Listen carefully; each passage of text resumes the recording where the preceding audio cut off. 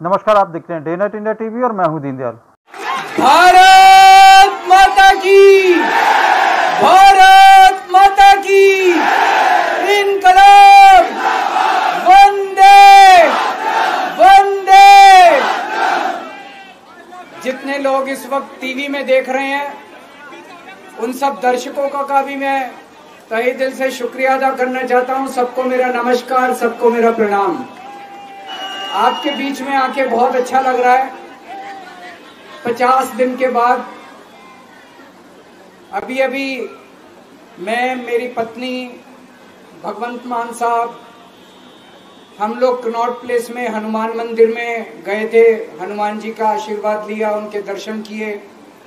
फिर शिव जी के मंदिर गए, शनि जी महाराज के पास गए, उनका सबका आशीर्वाद लिया।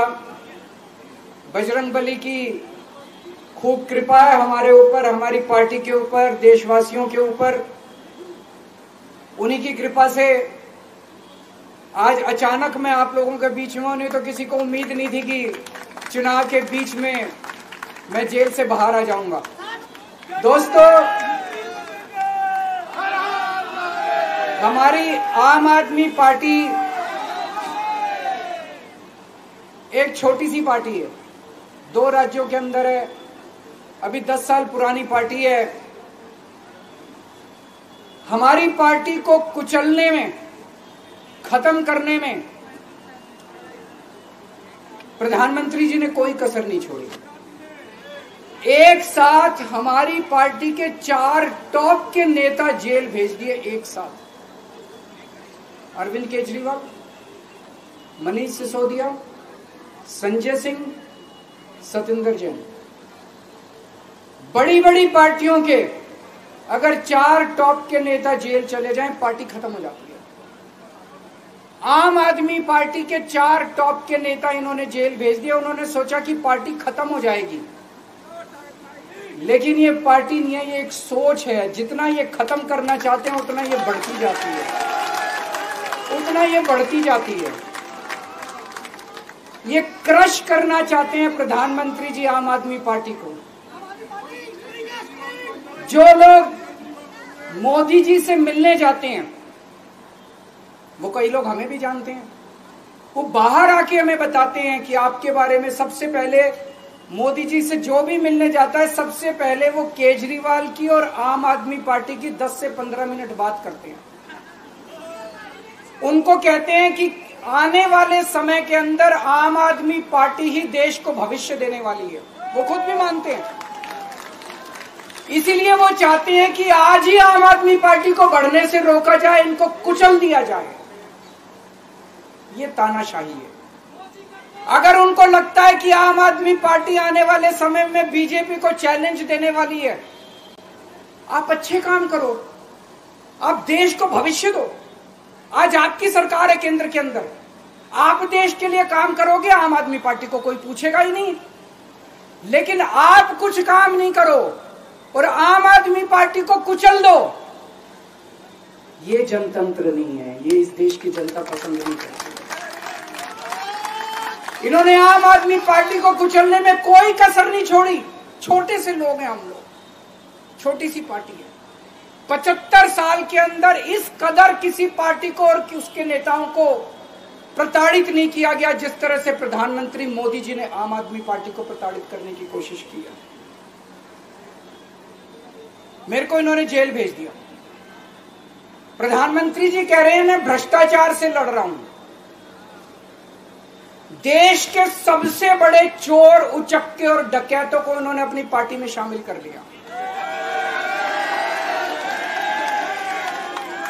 जिन लोगों को 10 दिन पहले मोदी जी कहते थे 70,000 करोड़ का इसने घोटाला कर दिया, थोड़े दिन के बाद उसी आदमी को अपनी पार्टी में शामिल करके किसी को डिप्टी सीएम बना देते हैं, किसी को मंत्री बना देते हैं और उनके सारे ईडी और सीबीआई के मामले खत्म कर देते हैं और कहते हैं मैं भ्रष्टाचार से लड़ रहा हूं। मैं मोदी जी को कहना चाहता हूं, भ्रष्टाचार से अगर लड़ाई लड़नी है तो केजरीवाल से सीखो। प्रधानमंत्री जी, भ्रष्टाचार के खिलाफ लड़ाई केजरीवाल ने लड़ी है। 2015 में जब दिल्ली में हमारी सरकार बनी थी, हमारे एक मंत्री का एक ऑडियो मेरे पास किसी ने व्हाट्सएप कर दिया। उस ऑडियो में मेरा मंत्री किसी दुकान वाले से 5 लाख रुपए मांग रहा था। किसी मीडिया वाले को नहीं पता था, विपक्ष को नहीं पता था। आप लोगों को याद होगा, मैंने अपने खुद मंत्री को सीबीआई के हवाले कर दिया, जेल भेज दिया था अपने मंत्री को। ये होती है भ्रष्टाचार के खिलाफ लड़ाई। पंजाब के अंदर मेरा एक मंत्री भ्रष्टाचार में, मेरे को पता चला कि वो पैसे मांग रहा है। वहां पे मान साहब ने उसको, किसी को भी, विपक्ष को नहीं पता था, मीडिया को नहीं पता था, हमने अपने मंत्री को उठा के जेल में भेज दिया। तुम देश के सारे चोर उचक्के डकैतों को अपनी पार्टी में शामिल कर लो और केजरीवाल को जेल भेज दो और कहो मैं भ्रष्टाचार के खिलाफ लड़ रहा हूं। तो आप भ्रष्टाचार के खिलाफ नहीं लड़ रहे प्रधानमंत्री जी। आप देशवासियों को बेवकूफ मत समझो। देश बच्चे बच्चे की जुबान के ऊपर हो रहा है कि सारे चोर चक्कों को अपनी पार्टी में शामिल करके और ईडी और सीबीआई के सारे केस उनके रफा दफा कर दे। केजरीवाल को क्यों गिरफ्तार किया? केजरीवाल को गिरफ्तार करके उन्होंने एक मैसेज दिया है सारे देश को कि अगर मैं केजरीवाल को गिरफ्तार कर सकता हूं तो किसी को भी गिरफ्तार कर सकता हूं। कोई केस नहीं होगा, कोई मामला नहीं होगा, तब भी मैं तुमको गिरफ्तार कर सकता हूं। एक बेहद खतरनाक मिशन चालू किया हुआ है प्रधानमंत्री जी ने, बहुत ही खतरनाक। देशवासियों को यह समझने की, अब जब मैं बोलने जा रहा हूं, समझने की जरूरत है। उस मिशन का नाम है वन नेशन वन लीडर। देश के सारे नेताओं को खत्म करना चाहते हैं मोदी जी, और इसको 2 स्तर के ऊपर इस मिशन को चला रहे हैं। जितने विपक्ष के नेता हैं उनको जेल भेजेंगे और जितने बीजेपी के नेता हैं उनको सबको निपटा देंगे, उनकी राजनीति खत्म करते जाएंगे, उनको सबको निपटाते जाएंगे। विपक्ष के अंदर आज इन्होंने मनीष सिसोदिया को जेल भेज दिया, संजय सिंह को जेल भेज दिया, सत्येंद्र जैन को जेल भेज दिया, केजरीवाल को जेल भेज दिया, हेमंत सोरेन को जेल भेज दिया, ममता दीदी के कई मंत्रियों को जेल भेज दिया, स्टालिन के कई मंत्रियों को जेल भेज दिया, केरला के सीएम के पीछे पड़े हैं। अगर ये चुनाव जीत गए, मेरे से लिखवा लो एफिडेविट के ऊपर, थोड़े दिन के बाद ममता दीदी जेल में होंगी, तेजस्वी यादव जेल में होगा, स्टालिन साहब जेल के अंदर होंगे, पिनरई विजयन जेल के अंदर होंगे, उद्धव ठाकरे जेल के अंदर होंगे, जितने विपक्ष के नेता ये सारे जेल के अंदर होंगे। अगर ये चुनाव जीत गए, इन्होंने बीजेपी का एक नेता नहीं छोड़ा। आडवाणी जी की राजनीति खत्म कर दी इन्होंने, मुरली मनोहर जोशी की राजनीति खत्म कर दी, सुमित्रा महाजन की, शिवराज सिंह चौहान जिसने मध्य प्रदेश का चुनाव जीत के दिया इन लोगों ने, शिवराज सिंह चौहान ने उसको मुख्यमंत्री नहीं बनाया, उसकी राजनीति खत्म कर दी। वसुंधरा राजे की राजनीति खत्म कर दी इन्होंने, खट्टर साहब की राजनीति खत्म कर दी, डॉक्टर रमन सिंह की राजनीति खत्म कर दी। अब अगला किसका नंबर है? योगी आदित्यनाथ। अगर ये चुनाव जीत गए, मेरे से लिखवा लो, 2 महीने के अंदर उत्तर प्रदेश का मुख्यमंत्री बदल देंगे। योगी आदित्यनाथ की राजनीति खत्म करेंगे, उनको भी निपटा देंगे। यही तानाशाही है दोस्तों। वन नेशन वन लीडर ये चाहते हैं, एक ही तानाशाह इस देश के अंदर बचेगा, एक ही तानाशाह इस देश के अंदर बचेगा। हमारा देश बहुत महान है, 4000 5000 साल पुराना हमारा देश है। इसके पहले पिछले 4000 साल में कई मौके आए जब इस देश के ऊपर तानाशाहों ने कब्जा करने की कोशिश की, लेकिन हमारे देश के लोगों ने उन तानाशाहों का तख्ता उखाड़ के फेंक दिया। जब जब हमारे देश में ऐसा मौका आया कि तानाशाह ने हमारे देश के ऊपर कब्जा करने की कोशिश की, इस देश की जनता ने उसका तख्ता उखाड़ के फेंक दिया। आज एक तानाशाह इस देश से जनतंत्र खत्म करना चाहता है, आज एक तानाशाह इस देश से लोकशाही खत्म करना चाहता है। मैं पूरे तन मन धन से लड़ रहा हूं, संघर्ष कर रहा हूं उस तानाशाह के खिलाफ। 140 करोड़ लोगों का साथ चाहता हूं मैं। मेरे अकेले के करने से नहीं होगा, 140 आज मैं आप लोगों से भीख मांगने के लिए आया हूं, 140 करोड़ लोगों से, 140 करोड़ लोगों से भीख मांगने के लिए आया हूं। मेरे देश को बचा लो, मेरे भारतवर्ष को बचा लो, मेरा भारत बहुत इस तानाशाही से बचा लो मेरे दोस्त, मेरे देश को।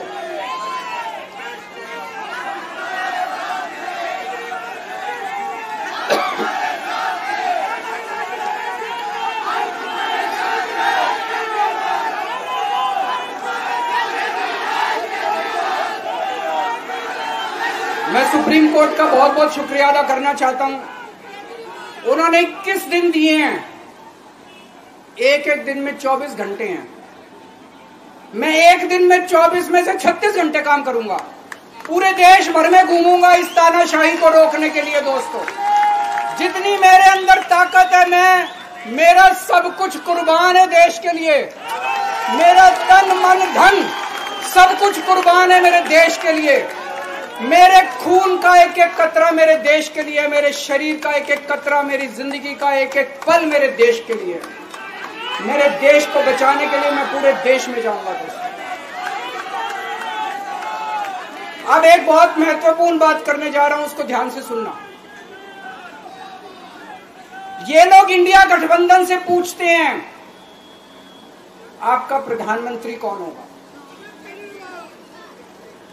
मैं बीजेपी से पूछता हूं आपका प्रधानमंत्री कौन होगा।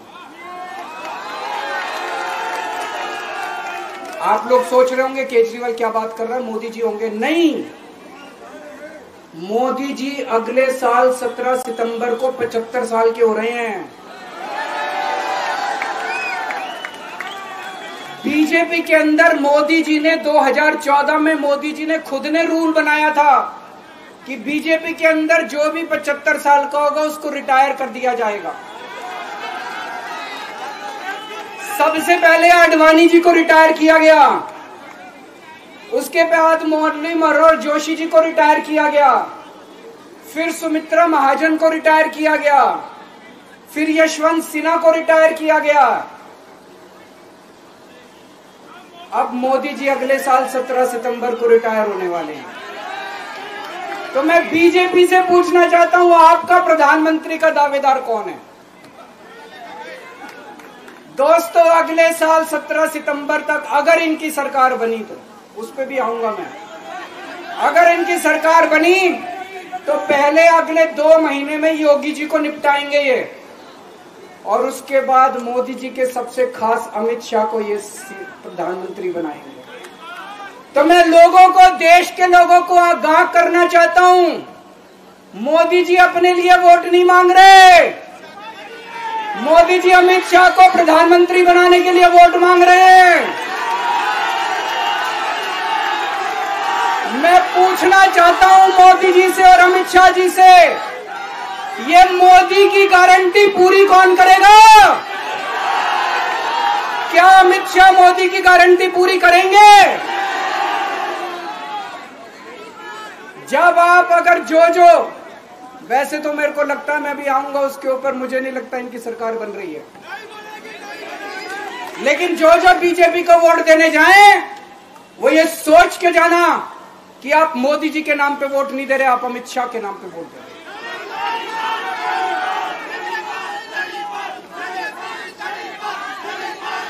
अब एक खुशखबरी आप लोगों के लिए, अब एक खुशखबरी है, सबको बता देना जो मैंने बातें कही है बड़ी सोच समझ के कही है। वहां बैठ के यही सोच रहा था 50 दिन से।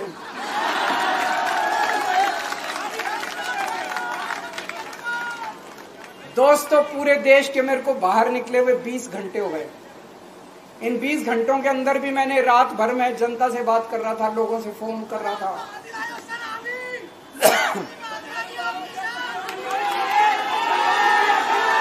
क्या बोल रहे? रात को आंधी आई थी।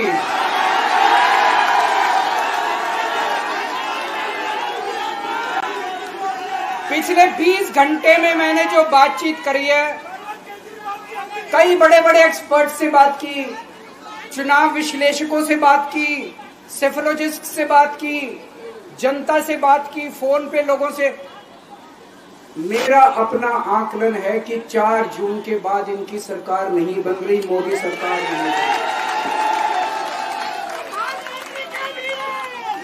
दोस्तों, अगर मैं गलत हूं तो मेरे को बताना। हरियाणा में इनकी सीट कम हो रही है, राजस्थान में कम हो रही है, कर्नाटक में कम हो रही है, दिल्ली में कम हो रही है, बिहार में कम हो रही है, महाराष्ट्र में कम हो रही है, कर्नाटक में कम हो रही है, बंगाल में कम हो रही है, झारखंड में कम हो रही है।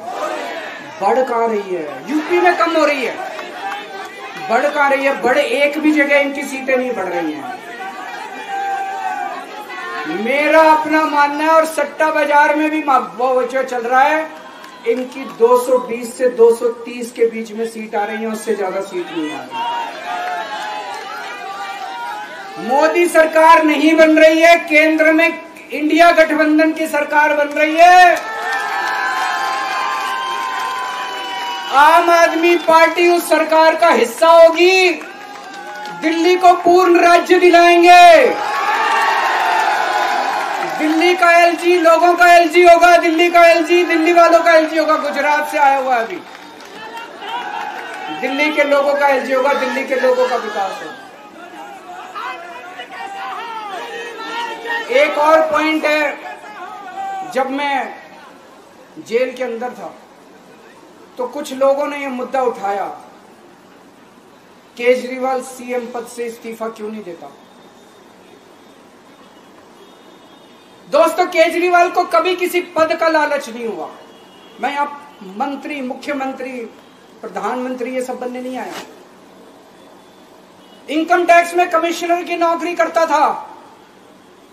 कमिश्नर की नौकरी छोड़ के दिल्ली की झुग्गियों के अंदर 1 नहीं, 2 नहीं, 3 नहीं, 10 साल तक मैंने दिल्ली की झुग्गियों के अंदर काम किया है, सुंदर नगरी और नंद नगरी की झुग्गियों के अंदर। इनकम टैक्स कमिश्नर की नौकरी छोड़ के जब मेरे को दिल्ली की जनता ने पहली बार सीएम बनाया,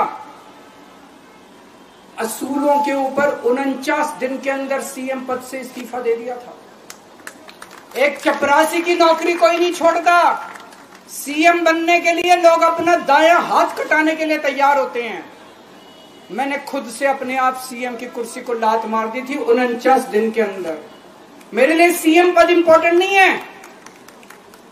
आज मैंने सीएम पद से इस्तीफा क्यों नहीं दिया जेल जाने के बाद? दोस्तों, पिछले 75 साल में भारतवर्ष में इतने राज्यों के चुनाव हुए, इतने राज्यों के चुनाव हुए, दिल्ली के अंदर सबसे ऐतिहासिक बहुमत से आम आदमी पार्टी जीती। 55-56% वोट, एक बार 67 सीट, एक बार 62 सीट। इतने भारी बहुमत से आज तक कोई राज्य की सरकार 75 साल में नहीं जीती। इतने भारी बहुमत से जीतने के बावजूद झूठा केस, अब उनको पता है वो हमें हरा नहीं सकते दिल्ली के अंदर। उन्हें पता है अगले 20 साल तक दिल्ली में आम आदमी पार्टी को कोई नहीं हरा सकता। तो उन्होंने एक षड्यंत्र रचा, राजनीतिक षड्यंत्र रचा। केजरीवाल को झूठे केस में जेल भेज दो, केजरीवाल को इस्तीफा देना पड़ेगा, केजरीवाल की सरकार गिर जाएगी। उन्होंने ये षड्यंत्र रचा। मैंने कहा मैं भी इस्तीफा नहीं दूंगा। तुम अगर जनतंत्र को जेल में कैद करोगे तो जनतंत्र जेल से चला के दिखाएंगे। दोस्तों, सरकार भी जेल से चला के दिखाएंगे। कतई इस्तीफा, तुम्हारे ट्रैप में फंसने वाले नहीं हम। ये अगर हेमंत सोरेन साहब को भी इस्तीफा नहीं देना चाहिए था, जेल से सरकार चलानी चाहिए। अगर हमने इस्तीफा दे दिया, ये तो बड़ा अच्छा है इनके लिए। जिस राज्य के अंदर ये चुनाव हारेंगे उसके मुख्यमंत्री को पकड़ के जेल में डाल दो, सरकार गिरा दो। उसके मुख्यमंत्री को पकड़ के जेल में डाल दो, सरकार। आज मैं अगर दिल्ली की जेल के अंदर रह के दिल्ली की जेल से इस्तीफा नहीं दे रहा, वो इस तानाशाही के खिलाफ संघर्ष कर रहा हूं, इसको समझ लेना। केजरीवाल को किसी पद का लालच नहीं है। सीएम तो 100 सीएम की कुर्सी देश के नाम कुर्बान है। मुझे पता चला, मेरे जेल जाने से बहुत लोग भावुक हुए, खासकर मेरी माँ, बहनें, महिलाएं बहुत रोई। कईयों ने बहुत मन्नतें मांगी। मैं सबका बहुत बहुत शुक्रिया अदा करना चाहता हूं, जिन लोगों ने अपनी दुआएं, करोड़ों करोड़ों लोगों ने अपनी दुआएं भेजी हैं। पूरी दुनिया भर से करोड़ों लोगों ने दुआएं भेजी। उन्हीं के आशीर्वाद का कमाल है कि आज मैं आप लोगों के बीच में हूं। आप लोग सब लोग सुखी रहें, देश खूब तरक्की करे, फले फूले, आप सब लोग खूब खुश रहें, ऐसी मेरी प्रभु से इच्छा है। भारत माता की